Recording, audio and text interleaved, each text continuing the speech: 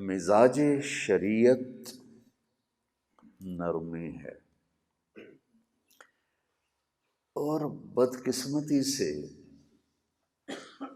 شریعت کے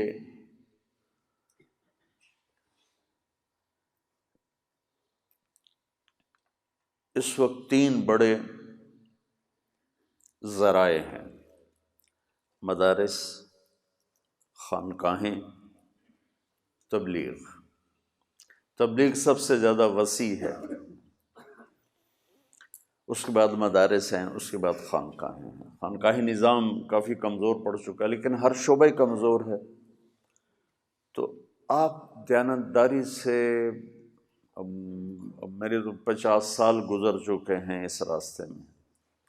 دیکھو، اہل مدارسوں مزاج میں شدت، اہل خانقاہوں مزاج میں شدت، تبلیغ والے ہوں مزاج میں شدت، سختی۔ اس سے پتہ چلتا ہے کہ کہیں کوئی غلطی ہو رہی ہے،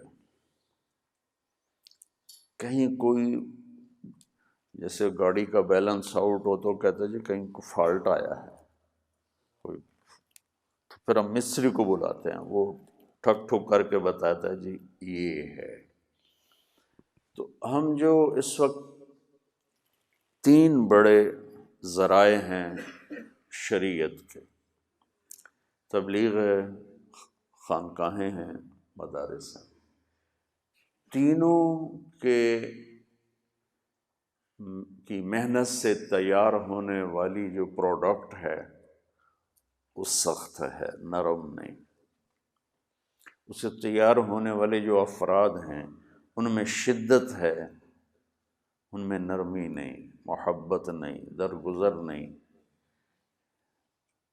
میں مالک کا بڑا شکر ادا کرتا ہوں کہ میرے مزاج میں جو تبدیلی آئی وہ نہ مدرسے کی وجہ سے نہ تبلیغ کی وجہ سے، اس میں تو بہت شدت تھی میرے اندر، تو بہت شدت، اختیاری جان بوجھ کے اپنے آپ کو مشقت میں ڈالنا، کہ سرہانہ میرے پاس ہوتا تھا اور وہ میں کسی اور کو دے دیتا اور خود اینٹ پر سر رکھ کے سو جاتا تھا کہ مجاہدہ کرنا ہے۔ جتنے آپ بیٹھے ہو نا، یہ بہت بڑا مجمع ہوتا تھا تبلیغ کا ان دنوں، 70 کی دہائی میں۔ وہ ماشاءاللہ بڑے لوگ ہیں، 500 ہوتے تھے تو ہم کہتے تھے اوہ آج تو مجمع بھرا ہوا ہے، صرف 500۔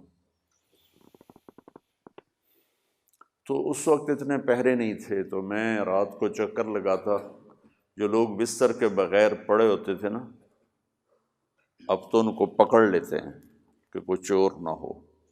تو اس وقت غریب لوگ تھے، تبلیغ میں کون آتا چوری کرنے وہاں، تو میں ان کو اپنا بستر، کسی کو سرانہ دے دیا، کسی کو چادر دے دی، کسی کو کھیس دے دیا، اور خود اینٹ کے اوپر وہ جو مولوی رومال ہوتا ہے یہ، وہ میں رکھ کر اس پر سو جاتا تھا۔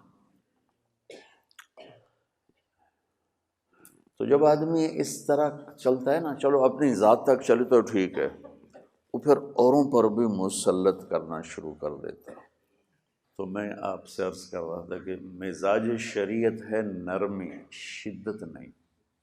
اور یہ مجھے کہاں سے سمجھ میں آیا؟ وَلْيَتَلَطَّفْ، وَلْيَتَلَطَّفْ قرآن کا، ویسے بھی یہ حدیثیں بتا رہی، لیکن ایک میرا استنباط جو تھا کہ میں پاناما جا رہا تھا، تو میں سورہ کہف دیکھ کے پڑھ رہا تھا، تو جب میں وَلْيَتَلَطَّفْ پر پہنچا نا، تو مجھے اس طرف نظر آیا نصف القرآن جو لکھا ہوتا ہے، تو ایسے ہی میرا میٹر گھوم گیا کہ یہ وسط قرآن میں وَلْيَتَلَطَّفْ،